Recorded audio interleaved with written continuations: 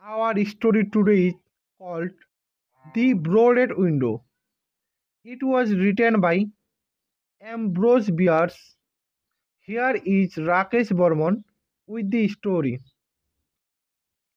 In 1813, only a few miles away from what is now the great city of Cincinnati, Ohio, lay a huge and almost endless forest. The area had a few settlements established by people of the frontier. Many of them had already left the area for settlements farther to the west. But among those remaining was a man who had been one of the first people to arrive there. He lived alone in a house of logs, surrounded on all sides by the great forest. He seemed a part of the darkness and silence of the forest, for no one had ever known him to smile or speak an unnecessary word. His simple needs were supplied by selling or trading the skins of wild animals in the town. His little log house had a single door. Directly opposite was a window. The window was boarded up. No one could remember a time when it was not, and no one knew why I had been closed. I imagine there are few people living today who ever knew the secret of that window, but I am one, as you shall see. The man's name was said to be Mallock. He appeared to be 70 years old, but he was really 50. Something other than years had been the cause of his aging. His hair and long, full beard were white. His grey, lifeless eyes were sunken.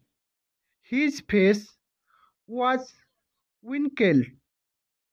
He was tall and thin with drooping shoulders like someone with many problems. I never saw him. These details I learned from my grandfather. He told me the man's story when I was a boy. He had known him when living nearby in that early day. One day, Marlock was found in his cabin, dead.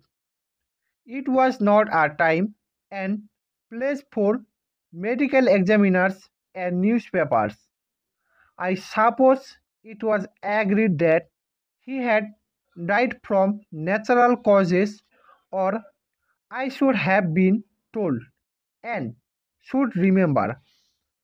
I know only that the body was buried near the cabin, next to the burial place of his wife. She had died so many years before him that local tradition noted very little of her extents. That closes the final part of this true story, except for the incident that followed many years later. With a fearless spirit, I went to the place and got close enough to the ruined cabin to throw a stone against it. I ran away to avoid the ghost which every well-informed boy in the area knew haunted the spot. But There is an earlier part to this story supplied by my grandfather.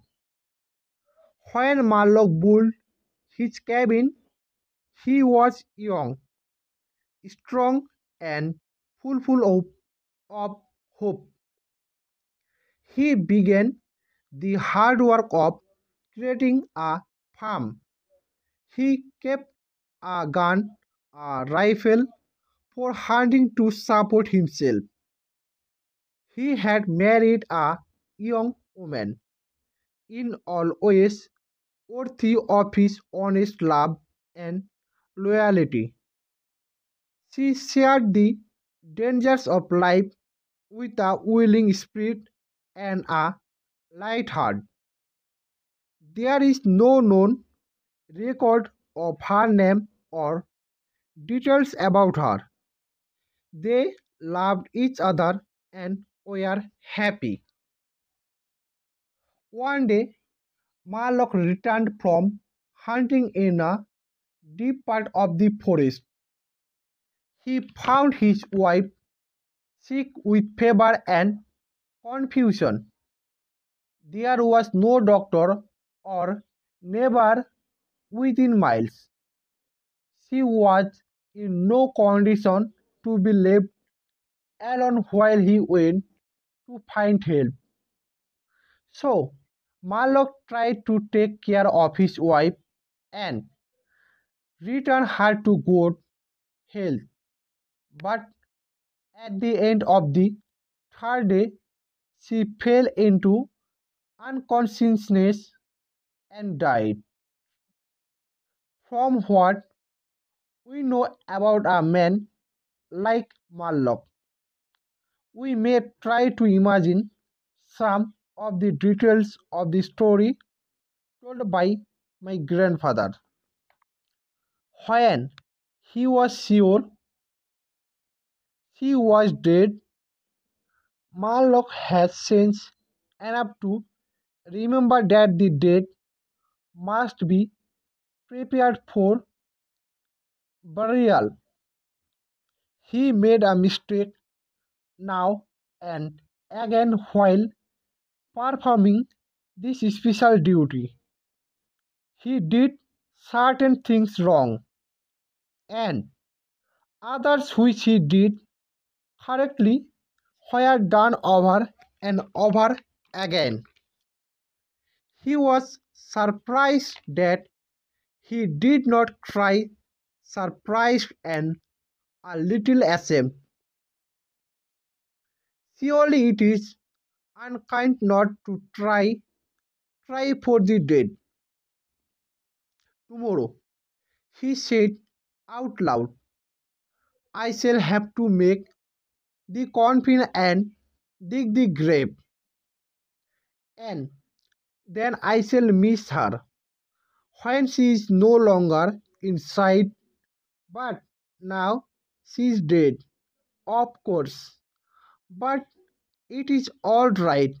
It must be all right somehow. Things cannot be as bad as they seem.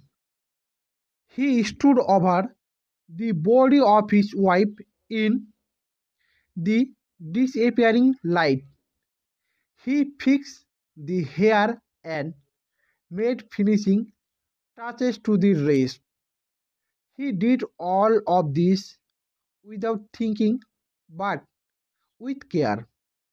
And still through his mind ran a feeling that all was right, that he should have her again as before, and everything would be explained. Marlock had no experience in deep sadness. His heart could not contain it all. His imagination could not understand it. He did not know he was so hard struck that knowledge would come later and never leave. Deep sadness is an artist of powers that affects people in different ways. To one it comes like the stroke of an arrow, shocking all the emotions to a sharper life to another. It comes as the bold blow of a crossing streak. We may believe Malok to have been affected that way. Soon after he had finished his work, he sank into a chair by the side of the table upon which the body lay. He noted how white his wife's face looked in the deepening darkness. He laid his arms upon the table's edge and dropped his face into them, fearless and very sleepy. At the moment, along screaming sound came in through the open window. It was like the cry of a lost child in the far deep of the darkening forest. But the man did not move. He heard that unearthly cry upon his falling sense again and nearer than before. Maybe it was a wild animal or maybe it was a dream. For Malok was asleep. Some hours later, he waked, lifted his head from his arms, and listened closely. He knew not why. There is the black darkness by the side of the body. He remembered everything without a shock. He strained his eyes to see he knew not what. His senses were all alert. His breath was suspended. His blood was still as if to assist to silence. Who, what had awakened him and where was it? Suddenly the table shook under his arms. At the same time, he heard, or imagined he heard, a light, soft step and then another. The sounds were as bare feet walking upon the floor. He was appeared beyond the power to cry out or move. He waited, waited there in the darkness through what seemed like centuries of such fear. Fear as one may know, but yet live to tell. He tried but failed to speak the dead woman's name. He tried but failed to stretch his hand across the table to learn if she was there. His throat was powerless. His arms and hands were like lead. Then something most frightful happened. It seemed as if a heavy body was thrown against the table with a force that pushed against his chest. At the same time, he heard and felt the fall of something upon the floor. It was so violent a crash that the whole house shook. A fight flowed and a confusion of sounds impossible to describe. Malok had risen to his feet. Extreme fear had caused him to lose control of his sense. He threw his hands upon the table. Nothing was there.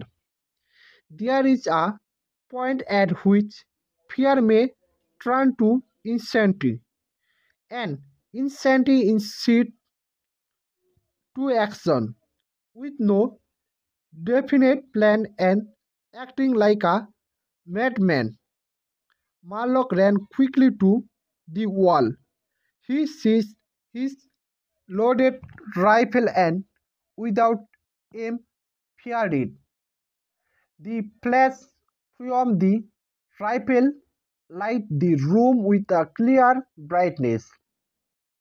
He saw a huge, fierce panther dragging the dead woman toward the window.